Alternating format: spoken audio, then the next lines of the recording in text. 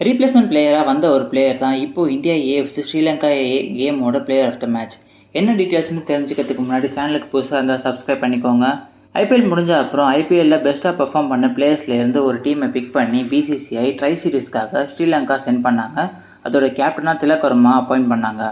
But series start ஆகிறதுக்கு 10 days முன்னாடி Ryan பராக் injury காரணத்தினால டீம்லேருந்து வெளியேறிட்டார். அவருக்கு பதிலாக ரீப்ளேஸ்மெண்ட்டாக அனௌன்ஸ் பண்ண பிளேயர் தான் ருத்துராஜ் கெய்க்வாத். அப்போ ஐபிஎல் ஃபேன்ஸ் எல்லாருமே எதுக்காக இந்த வாட்டர் பாயை டீமில் எடுக்கிறீங்க, டீமில் எடுக்கிறது மட்டும் இல்லாமல் என்ன காரணத்துக்காக வைஸ் கேப்டன்சி கொடுக்குறீங்க, அப்படி ஒன்றும் இவர் ஐபிஎல்லில் பர்ஃபார்ம் பண்ணலையே அப்படின்னு கேட்டாங்க. ஆனால் கேட்ட எல்லாருக்குமே ரீப்ளே பண்ணுற விதமாக ருத்துராஜ் கெய்க்வாத் ஃபர்ஸ்ட் மேட்ச்லேயே ஒரு பெரிய சம்பவம் பண்ணியிருக்காருன்னு தான் சொல்லணும். Because first match vs Sri Lanka vs India ஏமில் டாஸ் வின் பண்ண டீம் இந்தியா பேட்டிங் சூஸ் பண்ணாங்க.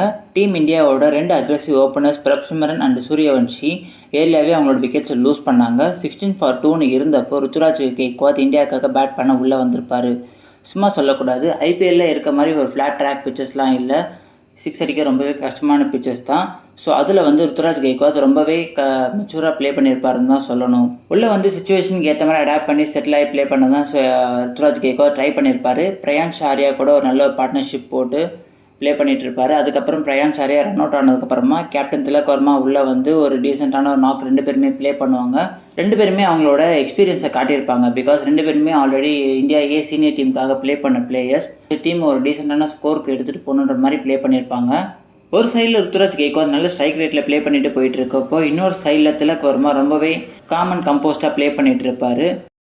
ஒரு பேட் சுச்சுவேஷனில் உள்ள டீமோட ஸ்கோரை ரொம்ப நல்லாவே இன்க்ரீஸ் பண்ண ருத்துராஜ் கெய்க்வாத் அவரோட 21st லிஸ்டிய செஞ்சுரியை இன்றைக்கி ரிஜிஸ்டர் பண்ணியிருப்பார். சும்மா சொல்லக்கூடாதுங்க, இந்த பிளேயர் இந்தியன் ஜெர்சியை போட்டால் ஒரு வேறு லெவலான பீஸ்ட் மாதிரி ப்ளே பண்ணுவார். ஓடிஐ ஃபார்மேட்டில் இவரை மாதிரியான ஒரு பிளேயர் கிடைக்கிறது ரொம்பவே கஷ்டம். இப்போது இந்தியாவிலே ஹையஸ்ட் லிஸ்டியே ஆவரேஜ் வச்சுருக்க ஒரு பிளேயர்னு பார்த்தா அது ருத்துராஜ் கெய்க்வாத் தான். ஆல் ஓவர் த வேர்ல்டே சொல்லப்போனால் இது ஒரு ஹையஸ்ட் நம்பர் ஆஃப் ஆவரேஜ்னு தான் சொல்லணும்.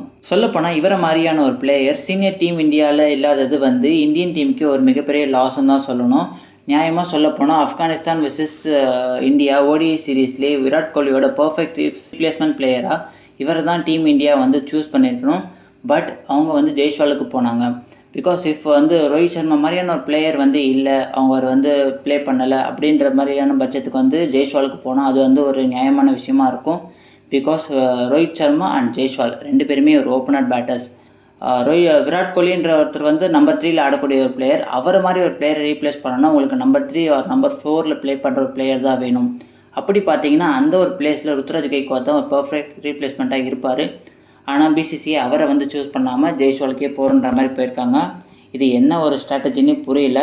ஆனால் நீங்கள் என்ன தான் டீமில் என்னை செலக்ட் பண்ணாலும் பண்ணலைனாலும் இவர் பர்ஃபார்ம் பண்ண தான் போகிறேன், நான் என்னோட கன்சிஸ்டண்ட்டான ஒரு பர்ஃபார்மன்ஸ் நான் கொடுத்துக்கிட்டு தான் இருப்பேன், அகைன் அண்ட் அகைன் நான் ப்ரூவ் பண்ணிட்டு தான் இருப்பேன், என்னை ஏன் நீங்கள் செலக்ட் பண்ணலை அப்படின்ற மாதிரியான பர்ஃபார்மன்ஸஸை நான் கொடுப்பேன்ற மாதிரி தான் இவர் ப்ளே பண்ணிக்கிட்டே இருக்கார். மேட்ச் ஆன் மேட்ச் கிடைக்கிற சான்சஸ்லாம் ரொம்பவே நல்லாவே யூட்டிலைஸ் பண்ணி ப்ளே பண்ணிட்டு தான் இருப்பார். ஸோ கூடிய சீக்கிரமே இவருக்கான சான்சஸ் டீம் இந்தியாவில் கிடைக்குன்ற மாதிரி நம்ம எக்ஸ்பெக்ட் பண்ணலாம். நீங்கள் என்ன நினைக்கிறீங்க? இவர் காரணத்தினால டீம் இந்தியாவில் எடுக்க மாட்டுறாங்கன்னு உங்களோட ரீசன்ஸை கமெண்ட்டில் சொல்லுங்கள்.